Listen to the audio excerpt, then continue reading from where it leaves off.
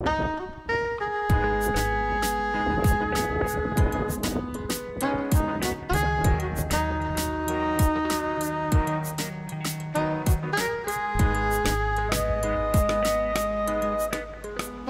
আমরা যাচ্ছি লাগোস থেকে সাগ্রেস নামের একটা জায়গায়।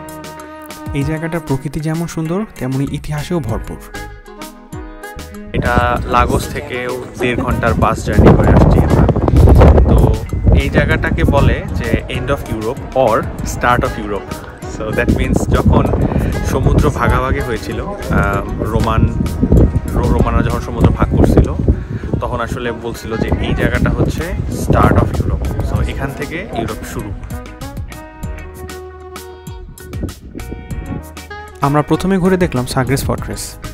এটা একটা বিশাল দুর্গ যা দাঁড়িয়ে আছে একদম সাগরের কিনারায়।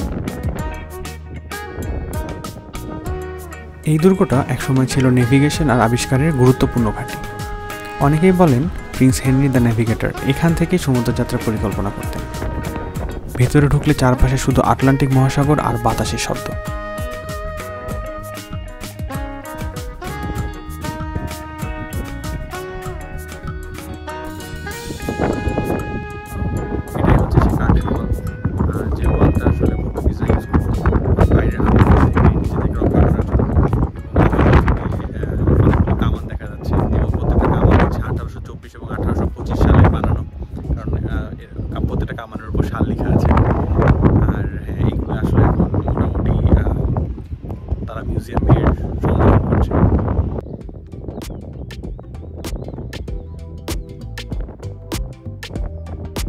এরপর চলে গেলাম কেপ সেন্ট ভিনসেন্ট, ইউরোপের একেবারে দক্ষিণ পশ্চিম কোণায়।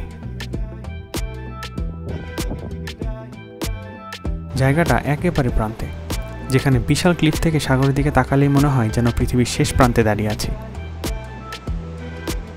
আর এখানকার লাইট হাউসটা দারুণ সুন্দর।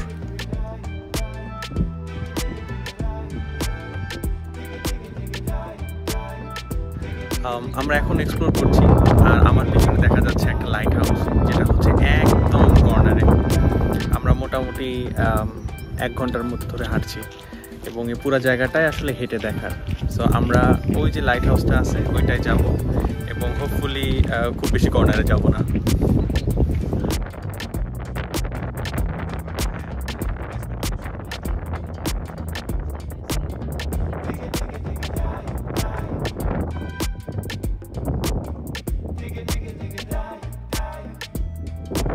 সাগ্রেসের প্রকৃতিটা একটু অন্যরকম। চারপাশে খাড়া পাহাড় আর তার গা ঘেঁষে ছোট ছোট অনেক গাছপালা, যেগুলো রোদ বাতাস সব কিছু সহ্য করে দিব্যি বেঁচে আছে। সমুদ্রের ধারে গেলে তো নানা ধরনের সামুদ্রিক পাখিও দেখা যায়, যেন একেবারে প্রকৃতির মধ্যে হারিয়ে যাওয়ার মতো।